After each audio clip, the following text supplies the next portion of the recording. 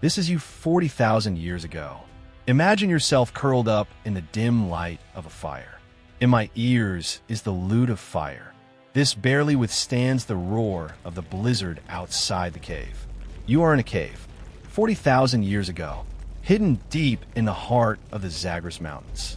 The Ice Age is no longer a legend. It has become a ruthless reality for you now. Saber-toothed tiger roams in the shadows. The tusks gleamed like scimitars. There could be a hound lurking behind you at any moment. And dongxiong, those tall beasts, can shatter bones with a single blow. And the plant problem became a gamble. You hold gravel, the courage of sharps and rough stones, chasing mammoths on frozen hillsides. If you take one wrong step, your ankle will be sprained, or get scratched after falling. This means you will starve to death, or die of infection. There were no doctors, no antibiotics, only severe cold, hungry and never-dormant predators. In this prehistoric furnace, survival requires perfection. However, an extraordinary emotion that belongs to humans alone, but thrive during this period. It's called compassion. Today, let's unearth a Stone Age story. It's not about brute force. It's about how a group refuses, abandon one's own place. This story is etched in ancient bones. It redefined what it meant to be human. Please wait until the end. You will see the seeds of kindness planted in that cave, how it still shapes our world today. This is more than just a history lesson. This is the dawn of humanity, a deep search. We will explore the evidence. From a cave in northern Iraq, archaeologists found a paper there, The Landscape of Neanderthal Life. It challenges everything we think we know. They are not savage, loner. They are a family tied by loyalty, in a world without mercy. Take care of the weakest among them. Let's go back to that frozen wilderness to find out what their options are. Memories across millennia. It prompts us to rethink power, the essence of community and survival. To understand this story, we must immerse ourselves in the Neanderthal world, a place that is both unfamiliar and familiar. Zagros Mountains, 40,000 years ago. It was cut by an ancient river, dangerous frontier covered in snow. High mountains and deep valleys coexist. Neanderthals are our evolutionary expression. They live in many small groups. Each group consists of 20 to 30 people. They are nomads, with Chinchi, the herd, and the seasons are more hostile and constantly moving. Their lives revolve around survival. High on the steep cliffs, to hunt bison or northern goats, to snatch prey from hunting dogs when food is scarce, or gather berries and rhizomes for impact. Their tools are simple but ingenious. Hand axe made of gravel, bone hair and their greatest ally, and that was fire. Fire means the warmth of a glacial winter. Means cooked meat can ward off disease. It also means the light that dispels the fear at night. This is the late Paleolithic period. The climate is severe. Violent transition between cold and brief warming. Glaciers shaped the landscape, forcing people to constantly migrate in search of food. The success or failure of a single hunt can determine life and death. Imagine that, tracking a long-haired rhino in a snowstorm. Your breath condenses into ice in the air, deep, knowing that one wrong move could end everything. Predators are not the only threat. Falling on an icy slope, infected wounds, or starved to death in the cold winter took countless lives. Most Neanderthals didn't survive. Extremely high mortality rate among 30-year-olds. There is no modern medicine. Injuries are often fatal. In this world, physical strength and keen senses are everything. Hunters need Rueli's eyes to spot distant prey, sensitive ears to catch.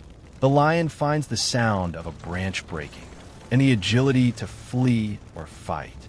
Weakness not only destroys the individual, more likely to endanger the entire group, because each member must share the burden of survival. However, Neanderthals were not just survivors. They were innovators. They mastered the use of fire. It creates a social hub of fire. Share stories there. Production tool. Build bonds. Isotopic studies of their bones suggest They eat a varied diet: red deer, ibex, and even when meat was scarce, there were pine nuts and mushrooms. They sew animal skins with bone needles. This is evidence of early clothing to withstand severe cold. Their brains are as big as ours. It suggests that they have complex thinking, perhaps planning hunting, memory, migration route, even laughing by the fire. This is not a world full of blind beasts. It is a painting of struggling, a confidant of wisdom and unity, for a discovery that will redefine their legacy. Pave the way. Now let's go back in time to 1957, but let the heart remain in the Ice Age. American archaeologist Ralph, so let's remember his team, ventured into the Zagros Mountains, a forgotten cave, Shanidar Cave. They were expecting to find something ordinary: stone tool skeleton, regular remains of prehistoric life. However, what they found was a time capsule. According to the remains of Neanderthals, buried deep in sediment over 40,000 years. Some skeletons are incomplete, as if time had tried to erase them. But one of them stands out. A male between the ages of 40 and 50. He lived longer than the average for his time. His skeleton is more than just a body. It's a survival epic, completely overturned our understanding of all Neanderthal knowledge. The skeleton of this individual is a map of trauma. He suffered a major blow to the left side of his skull. A collapsed eye socket can cause blindness in one eye. Imagine that could be the reason. Implementation during hunting, competing for water or prey, conflict with rival groups, or attacked by predators in the dark. Although the wound has healed, but the healing is not perfect. It suggests that there may be brain damage. Perhaps it affected his balance or behavior. With the discovery of distant receptors, or dodge and charge, the wild boar is about. In the world of life and death, this loss is catastrophic. And yet, he did not die. His community sustained him. He went through a long recovery. No surgeon, no painkillers. This process can take months. His right arm is missing below the elbow. The ends of the bones have become rounded after years of healing. It was crushed when the cave collapsed, bitten by a hound, or his relatives, to prevent infection, performed a silent amputation. Neanderthals had fire and sharp tools. They may burn the wound with fire to stop the bleeding, or use similar yellowish plants for treatment. This disability meant he couldn't hunt, making tools, or carrying heavy objects. These tasks are essential for group survival. His lower body tells a more tragic story. The deformity healed after one foot was crushed, causing him to limp and develop arthritis.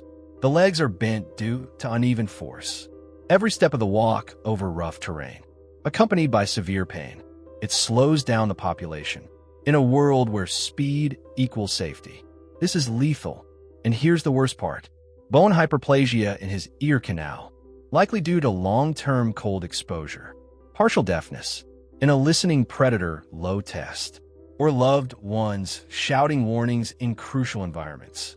He lives in a silenced world. These business transactions that span several years should be sentenced to death. Yet he lived to old age. His healing bones are testament to his extraordinary care. Someone shared their prey, carried his share for him, or guide him on a silent hunt. This is not a one-time act of kindness. It's a lifetime of support.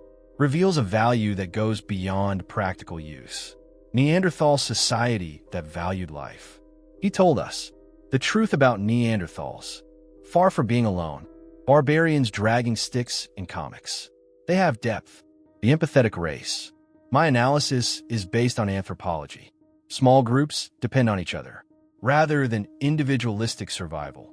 Hunters share mammoth meat. Gatherers divide 10 goldfish berries. The wounded man survived. It suggests roles beyond physical labor. Perhaps he recounts legends of past hunts. Teach children to break stones, even assuming a spiritual role. Read the signs in the stars or animal tracks. His community didn't just tolerate him. He rebuilt his life around his needs. The slower migration has adapted to his fruit shape, will compensate for his deafness with visual signals. This challenges myths of survival of the fittest. From an evolutionary perspective, compassion is a strategy, rather than weakness. Groups that care for vulnerable members retain knowledge. Elders pass on migration routes or tool-making skills. Empathy breeds loyalty. Also reduce conflicts that could divide groups. Neanderthal has a brain as complex as ours, suggesting a wealth of emotions. Mourning for lost loved ones. Happy hunting for success. Or be proud of your child throwing a spear for the first time. Other burials in Shanidar also suggest rituals. The body was deliberately placed. One of the sentences, possibly decorated with wildflowers collected in spring. It's not just survival, more of a respect. The pioneer of modern funerals shows that Neanderthals mourned and honor their dead. Let's paint a scene like this. Dawn Cave in the Zagros Mountains. The ground is covered with frost. Hunters prepare to track down northern goats. Breathing in the cold condenses into white fog. Behind the camp, the wounded, looking after the fire with his last remaining hand. Add firewood juice to the fire. The firewood gathered around. Learn how to make fire with gravel. And he tells the story of a legendary hunt. When the hunters return with their prey, meat will be distributed to everyone. The criterion for distribution is not who is the strongest, but who needs it the most. This is similar to the abandoned tower found in France, burial of disabled children, or the Zagros Caves in Spain. Dental analysis revealed the use of plants. The evidence for the drug echoes. For the Neanderthals, caring is not charity. It's an investment, abandoning the group of the weak. The body is likely to lose cohesion. And inclusion builds resilience to ensure their survival in the harsh winter. This compassion was not unique to killing the doll. In the Neanderthal ruins, we see signs of complexity everywhere. Trade-in tools across long distances. Spanish caves with premier murals. There are even valley flutes that suggest the existence of music. They're probably singing or drumming to relieve pain or to celebrate a new life. Genetic research adds another layer of consciousness. Neanderthal in the modern human genome. Specialized DNAs are especially found in immune genes.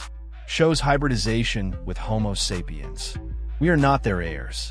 It was their serum, inherited their ability to care. Their extinction, most likely due to climate change or competition.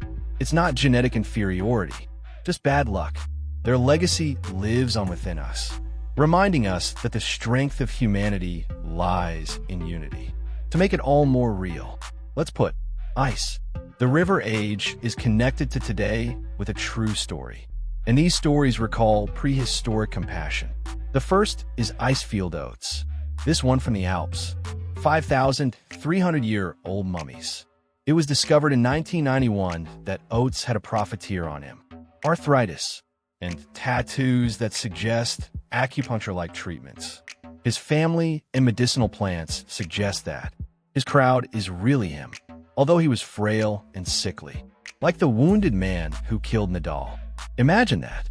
Oates' relatives bandaged his wounds with moss. Sharing goat meat keeps him strong. This is Sarah, Nadal group feeding the wounded pamba. Look at modern hunter-gatherers, like the Hadza in Tanzania. Elders with reduced mobility no longer hunt, but it will teach young people how to track or make bows and arrows. A Hadza grandmother who is blind in one eye may sit by the fire. Tell your family about the star map for navigation. And his family made sure he had food. And this is a mirror image of Neanderthal dynamics. Intellectual contribution in exchange for caring reward. Another example comes from modern history. After suffering from trauma in World War I, soldiers with stress disorder who are unable to fight, often worn through muddy robes by comrades, carry on. Their survival depends on loyalty, rather than practical value. Give a prize to the Neanderthal population as well, guiding loved ones burned at the stake through a frozen river, putting the heart of the pack above speed. Even animals reflect this instinct. Elephants form a protective ring around their injured calf. Let out a roar to gather the elephants. If the cub hides, the whole population will slow down. make sure he doesn't get dragged away by the hounds. This suggests that compassion predates human existence, rooted in social survival. A more modern example, country with Alaska, elderly with disabilities. For example, the grandfather with inconvenient legs and feet will teach grandchildren to fish or carve, maintaining community through knowledge. His family shares a salmon, recreates prehistoric meat sharing. These stories make the old real, from caves to villages. Every act of care, all weaving the same line, link over convenience. So what does this prehistoric epic poem teach us? It's not just about bones or survival. It's about the nature of human nature, in an obsession with productivity, in a world where output measures value. Neanderthals remind us, the true power lies in the collective heart. Modern society has hospitals and welfare systems built on this ancient instinct, but we have distanced ourselves from his primal intimacy. During the Ice Age, caring is a hand that assists in falling. It is a bee skin that withstands a severe cold together. Today, we will continue to entrust to the indifferent system of a university. However, the urge to protect the weak, whether it is a friend in pain, for strangers who need help, or for ourselves, in times of vulnerability, all from those caves illuminated by fire. What makes us human? It's not about how far we can go alone. It's who we choose to take with us. Embrace compassion. See it as power. Slow down for those who are struggling. Pay regardless of cost. Recognize every act of kindness will cause ripples in the long river of time. 40,000 years ago, Neanderthals on the brink of extinction still choose to carry the injured companion. They prove that human beings thrive. It's not because we're flawless, and because we've chosen to support each other. Let's put this: ancient and timeless wisdom is passed on, whether it's helping a neighbor volunteer or just listen patiently. In this divided world, announcements from 40,000 years ago are still immortal. We either choose to live together or choose to perish together.